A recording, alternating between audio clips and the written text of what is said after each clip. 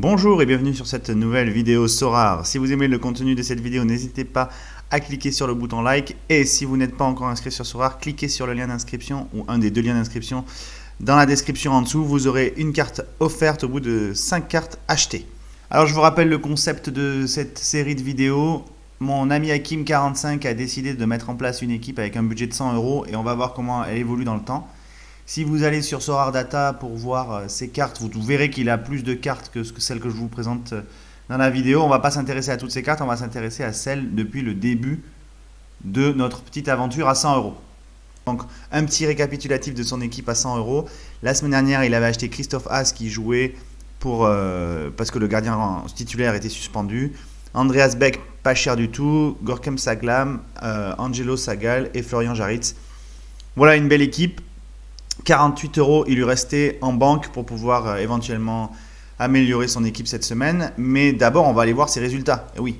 Alors, regardez, il a d'abord Christophe Haas, malgré la défaite, on en a parlé dans l'autre vidéo, il a quand même fait 56 points, donc ça c'est pas mal. Il l'a mis capitaine, c'est bien joué parce que c'était son meilleur joueur, je crois.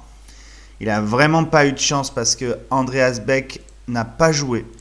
Et c'est quand même un fait assez rare parce que si on va voir sur Sorare Data la fiche d'Andreas Beck, qui joue à Eupen en Belgique, il fait des points à tous les matchs en général. C'est vraiment rare, une fois de temps en temps il joue pas.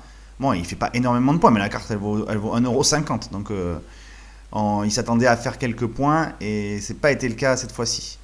Angelo Sagal et Gorkem Saglam qui ont calé 45-48 points, ça c'est pas mal. Et Florian Jaritz qui a fait 42 points. Il a fait un total de 217 points.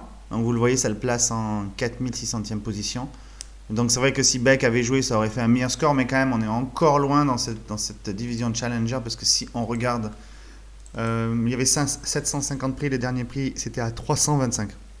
325 points pour avoir un prix, donc il faut vraiment cartonner. À titre de comparaison, moi j'ai gagné un prix en U23 cette semaine à 298 points.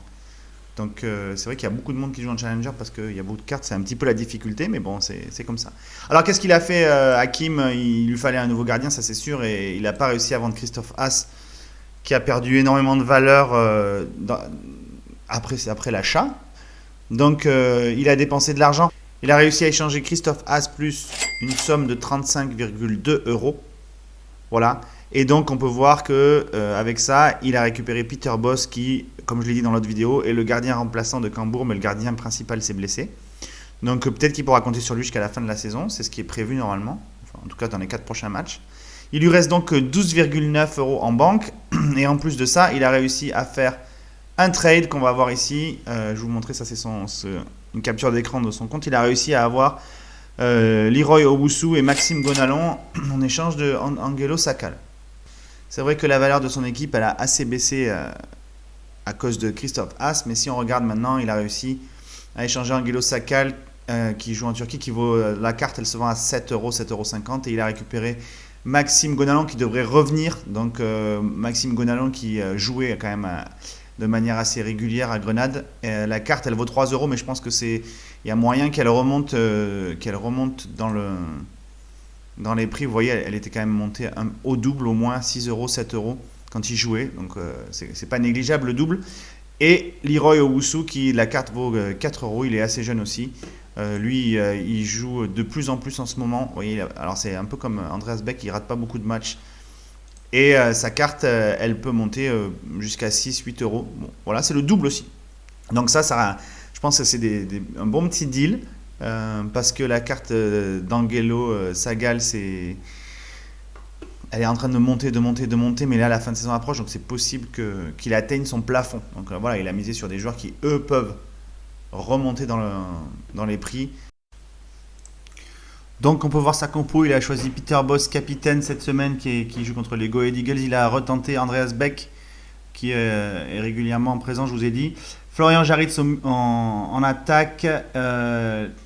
Gorkem Saglam encore au milieu de terrain, et en extra il a aussi Leroy Owusu qui vient de recruter aussi de Willem 2 qui joue à la maison tous les deux, donc il tente le coup sur cette équipe.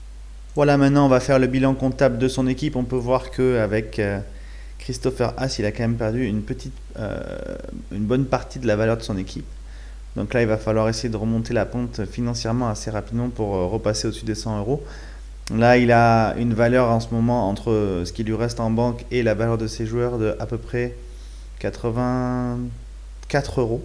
Donc on est 16 euros en dessous du budget. Donc il va essayer de rattraper ça.